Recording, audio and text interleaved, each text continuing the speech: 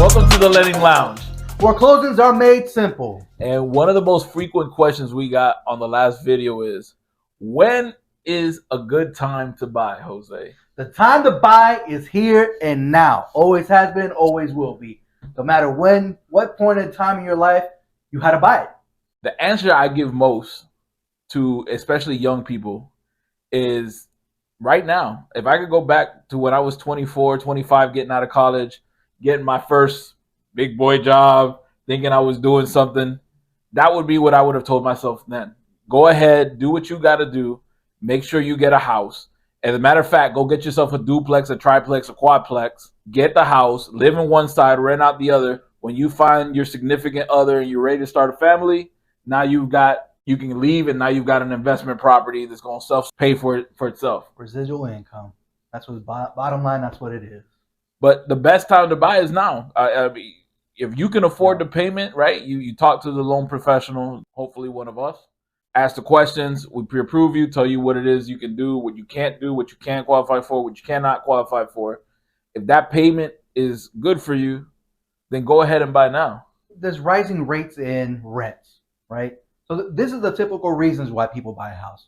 One, rising rents. Renting, you're only paying the landlord's mortgage. You're not paying your mortgage, right? You're not building equity. You're not doing anything that allows you to build an investment for yourself. And a house is an investment in yourself, right? Because in the future line, you can either rent it as rental income, or you could sell it and buy a bigger, better house when you have a bigger family, right? So these are reasons why people buy houses, correct? Correct. And again, when you're renting, there's no tax benefits. It is when you buy a house. You can write off the interest that you pay on a year, so that allows you to not pay so much in income taxes, right? Correct. You can control your own space when you buy a house. So it's your home, your way. You can do whatever you like. And stability and payments. You're always going to know. Unless you got an HOA. An HOA. But that's outside the house, right? Inside the house, I can paint it however I want. I can do whatever I want. 100%. Outside the house, there's an HOA on some people. Yes, I have issues with my HOA at times. But I love it too. And I'll tell you reasons on a different show. Absolutely. But so you have control in your own house. You don't really have that control when you're renting. Another reason, Jose, long-term investment, right? You get the house now, right? And typically, at least ever since I've been in the mortgage industry, I came in 2008. It's grown, at least here in Central Florida, 5% has grown year after year after year after year after year after year after year. My first house I bought at $125.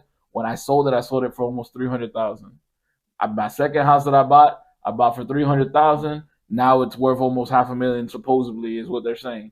So, I mean, the long-term, I guess, is one of the things, building the equity inside the house. That's definitely a plus when buying. But you can only start that if you do it now. If you buy it now. And then here in Central Florida, we're talking about houses being $600,000, $800,000 in a few years to come. That's coming, whether we like it or not. If the average price right now is $400,000, give or take a few, right? Mm-hmm. You're going to build the equity regardless. We're a destination for everybody in Central Florida. We're retirement haven. This isn't stopping. We're not going to the economy isn't going to crash. Well, a lot of people say the economy is going to crash. That's not happening here. It may happen, but it's not here. People are not losing jobs like that unless we have another big old issue with COVID or something like that. But the reality is prices are going to continue increasing. And if you can afford that payment right now with the current rates right now, when rates come back down, your payment's going to be less. Absolutely. The rate coming down as they're forecasting, right? Because the Fed already said it. They said it either late November, early December. They said they're planning 3 rate cuts this year. So if the 3 rate cuts come in, and let's say that on a low end, they're a quarter apiece, that's going to put rates right at the low 6s, high 5s. Right. And that's going to move the economy. There's going to be a lot more movement. You're going to see people that were on the fence coming back in.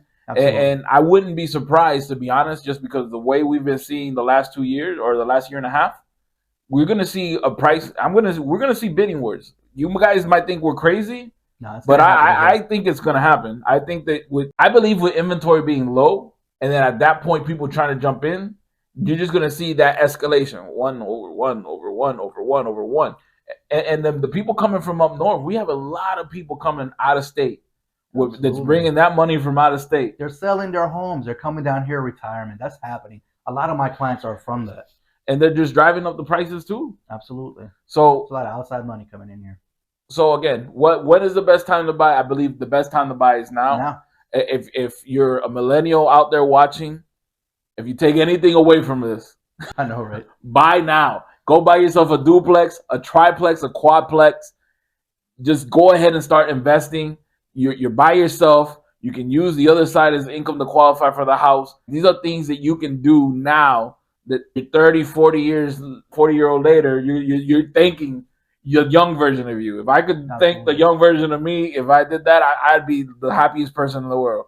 And I'm thankful that when I did buy a house, I think it was my late 20s or early 30s, I bought it, like I said, 125. When I sold it at 300. I had about $200,000 in equity. So when I sold, that went into the new house. And that's the most important thing. You're investing in yourself. Trust yourself, invest in yourself.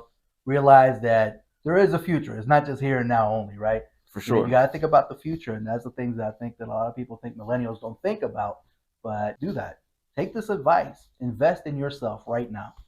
We'll tell you how to do it. We'll walk you through the whole loan process. Give us a call. We'll work all that with you. We'll explain everything to you of what you need to do, how you need to do it, get things going for you.